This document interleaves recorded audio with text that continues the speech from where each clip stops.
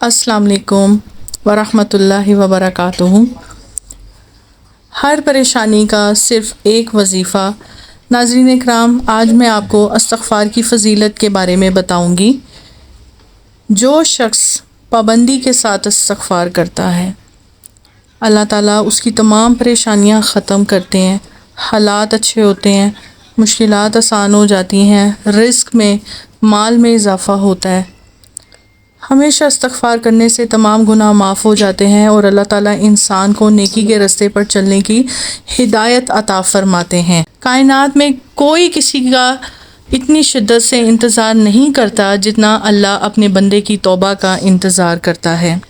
رسول کریم صلی اللہ علیہ وسلم نے فرمایا، جو آدمی یہ خواہش رکھتا ہے کہ قیامت میں میں اپنا نامہ اعمال دیکھ کر خوش ہوں، تو اس کو چاہیے کہ وہ کثرت سے استغفار پڑھا کرے۔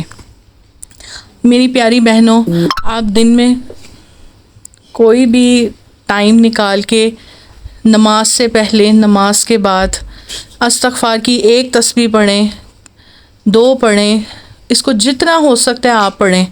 اللہ تعالیٰ کے فضل و کرم سے آپ کی ہر پریشانی، ہر مشکل آسان ہوگی۔